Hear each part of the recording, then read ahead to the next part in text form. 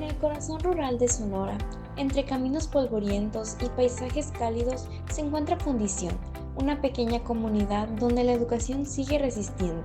En este documental, realizado por Ana Valeria Yocupicio Verdugo y Lisbeth María Solís Castellón, conocerás la experiencia vivida en una escuela multigrado, donde el compromiso docente, la creatividad pedagógica y la cercanía entre alumnos dibujan una realidad educativa tan compleja como esperanzadora. El propósito general de este documental es dar a conocer nuestras experiencias vividas en estas dos jornadas en un salón multigrado.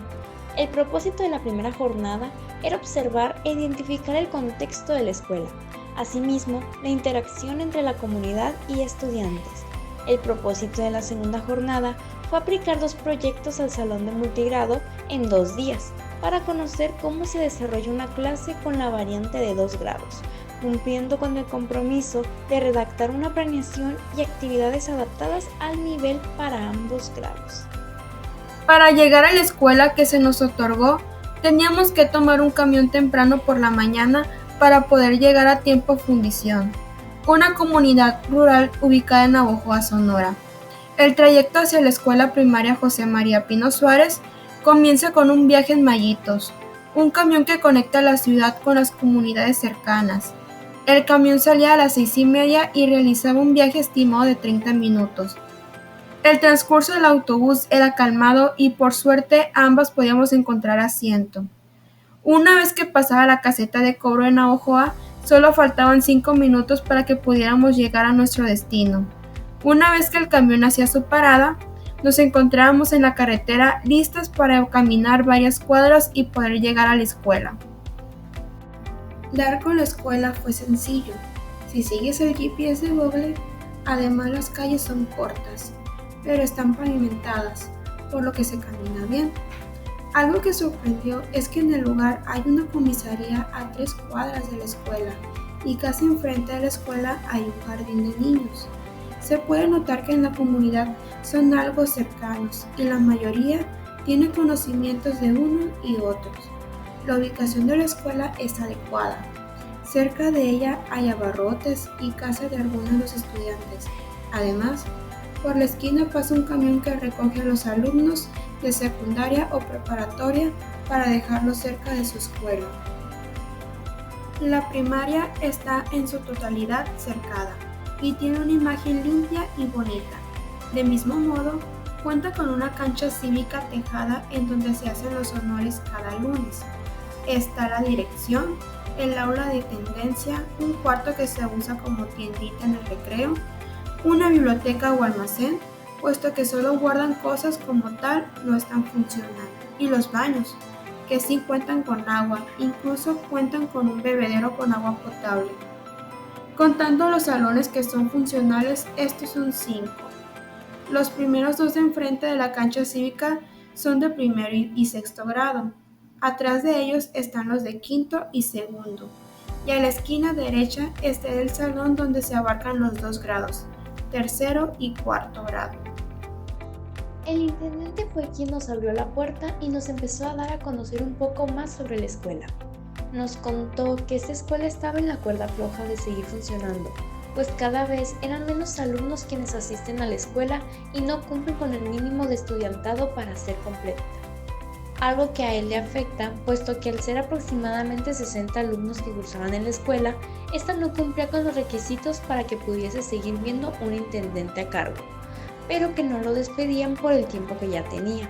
También nos comentó que al ser pocos docentes administrando la escuela, se veían más como familia que como compañeros, pero que tenían problemas con la maestra interina, pues ella no era muy de su agrado y era algo complicada de tratar, y que había ocurrido una serie de actos que llevaron a haber descontentos entre ambos maestros, por lo que se puede decir que la relación entre los docentes es buena, exceptuando con la interina.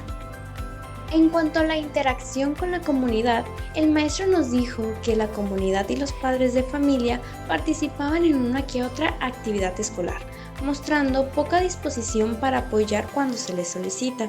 Asimismo, las costumbres y tradiciones de la comunidad tienen un impacto directo en el aprendizaje de los niños.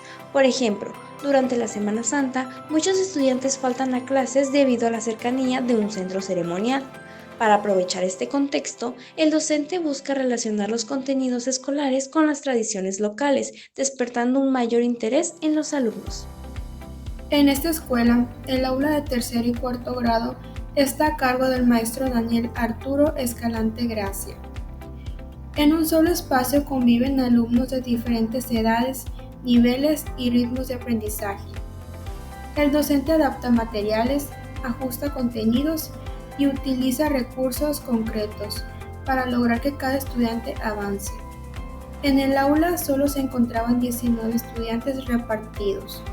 El total de alumnos en ese aula es de 20, por lo que solo faltó un estudiante, algo que se me hicieron muy pocos, pero después de fijarnos en los demás salones y ver que este era el que más alumnos tenía y que el que menos tenía era la cantidad de 7 estudiantes, ya entendíamos lo que nos comentaba el intendente.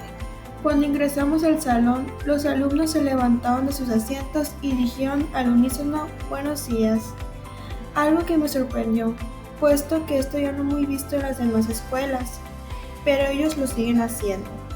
Y hacen eso cada vez que un maestro llega al salón y espera a que les digan una indicación para poder sentarse. Algo muy notorio de los alumnos es que le tienen mucho respeto al maestro y a los demás profesores. Asimismo, el maestro hace muy bien uso de su autoridad, ya que solo su presencia los estudiantes sabían que no debían pararse ni molestarse. Si éste se salía del aula, ellos comenzaban a pararse y a jugar, pero solo al ver al maestro acercarse a la puerta, todos se iban a sentar y se quedaban callados en un instante. Durante los recesos y al término de las clases, se observó la relación entre la comunidad y la escuela. Algunas madres de familia acudieron a dejar o a recoger a sus hijos y en su mayoría mostraron interés en sus hijos, mientras otras solamente los recogían y se marchaban. Sin embargo, también se percibió cierta distancia entre la escuela y los padres, tal vez por la falta del tiempo o por desconocimiento sobre cómo apoyar a sus hijos en casa. Esto se puede apreciar en un contraste con lo que se ha visto en contextos urbanos, donde hay una mayor participación en reuniones y eventos escolares. Conversando con el docente titular, nos comentó que muchos padres trabajan en el campo o en actividades informales, lo que limita su disponibilidad para involucrarse en el proceso educativo. Esta situación representa un reto para fortalecer el vínculo escuela-familia, algo fundamental en entornos multigrado donde el acompañamiento en casa puede marcar una gran diferencia en la educación. Para llevar a cabo nuestras 2 actividades a aplicar cada una, decidimos dividirnos la jornada de los días. Valeria era la primera en aplicar su proyecto y seguido iba yo. Una de las principales estrategias que implementé fue el trabajo por estaciones. Dividí el aula en 3 espacios, uno para actividades de español, otro para lectura con apoyo visual, esto siendo carteles informativos de apoyo para la actividad, y un tercero para la ejecución de la actividad grupal. Esto me permitió brindar atención más personalizada, aunque también descubrí lo difícil que es mantener el orden y la atención cuando los niveles de aprendizaje son tan diversos. Para la evaluación, utilicé instrumentos cualitativos, como listas de cotejo. También utilicé puntos para la participación y disciplina individual. Observé cómo cada alumno tenía un proceso distinto de aprendizaje, pues unos apenas y comprendía las habilidades de escritura y lectura. Además, adapté mis expectativas. No podía esperar el mismo rendimiento que en un aula urbana, con un poco más de accesibilidad a ciertos materiales y atención. En el segundo día, la actividad lúdica de integración tuvo un efecto positivo en el ambiente del aula. Después, se abordó una sesión de español enfocada en la redacción y partes de una carta con ayuda visual de dibujos, utilizando imágenes y ejemplos del contexto de la comunidad, como cartas dirigidas hacia algún familiar o con motivos mayores hacia el presidente dando alguna petición. Esta contextualización captó su atención de forma inmediata y logramos una mejor interacción. En mi caso, la realización de la primera actividad les escribió en el pizarrón las instrucciones de las actividades que realizarían, dividiendo el pizarrón en una mitad para los de tercero y en la otra mitad para los de cuarto. Una vez explicado, les presenté el material y les pedí que se dividieran en dos equipos, el de tercero y el de cuarto, para que pudieran interactuar con el material de su grado. En esa parte, sí noté que me pusieron atención y sí se centraron en participar con el material, y al ser pocos alumnos pueden interactuar y participar más en la dinámica. Los de tercer grado comprendieron rápido y todos terminaron su actividad. A los de cuarto grado les costó un poco más y me di cuenta que debía de nivelar mejor la dificultad del trabajo. En el segundo día, para aplicar el proyecto fue igual, la explicación nuevamente en el pizarrón y dividida. Los de tercer grado, de nuevo, sí comprendieron perfectamente la actividad y en su mayoría acabaron las tarjetas y los guardaron en el fichero.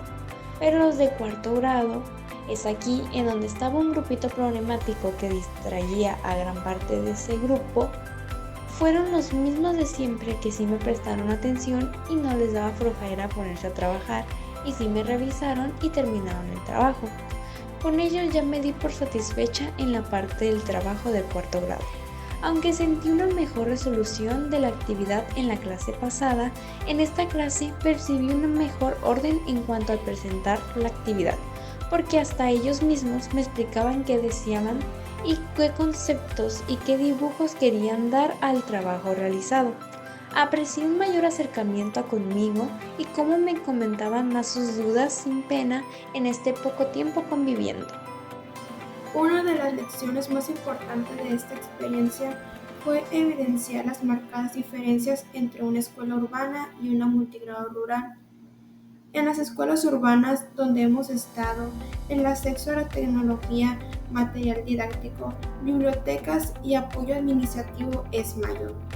En cambio, en fundición, el docente titular planifica, imparte clases, evalúa y al mismo tiempo gestiona recursos. Este gran manejo de cosas es admirable y pone en evidencia las necesidades de reconocer y valorar más el trabajo en contextos rurales. Además, la organización del tiempo y del espacio en un aula multigrado requiere un enfoque mucho más flexible. No se puede seguir una planeación rígida porque las necesidades del grupo cambian constantemente. Aquí se valora más la creatividad, la empatía y la capacidad de adaptación que en cualquier otro contexto. La implementación del proyecto de clase en el aula multigrado permitió observar con claridad tanto los retos como las posibilidades pedagógicas de este tipo de contexto. En el caso de Valeria, el uso de la estrategia de trabajo por estaciones facilitó la atención diferenciada y potenció la participación de los alumnos, aunque también evidenció las dificultades para mantener la organización cuando los niveles de aprendizaje son diversos.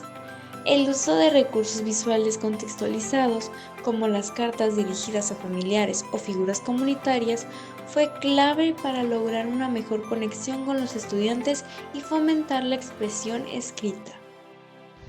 Por otro lado, Lisbeth identificó como la diferenciación de instrucciones por grado, el uso de materiales didácticos concretos y la atención cercana ayudaron a que los alumnos, especialmente los de tercer grado, se involucraran activamente en las actividades. Si bien el grupo de cuarto grado presentó mayores desafíos, como dificultades para concentrarse o trabajar de forma autónoma, se observó una mejora en la disposición y la comunicación con la docente conforme avanzaron los días. Ambas experiencias mostraron que el trabajo constante, la flexibilidad para ajustar actividades y la observación atenta del grupo permiten generar aprendizajes significativos, tanto para los estudiantes como para los docentes en formación. El principal aprendizaje generado fue el reconocimiento de que en el aula multigrado no se puede aplicar una enseñanza rígida ni uniforme. Se requiere sensibilidad, creatividad, claridad en las instrucciones y una profunda disposición para escuchar y acompañar los procesos individuales. Además, la experiencia permitió fortalecer la empatía, la capacidad de adaptación y el compromiso profesional, cualidades esenciales para ejercer la docencia en contextos rurales. En conclusión, esta intervención deja huella no solo en los estudiantes, sino también en nuestra formación como futuras maestras. El aula multigrado no solo es un reto pedagógico, es también una oportunidad de crecimiento, de creatividad docente, de cercanía humana que enriquece profundamente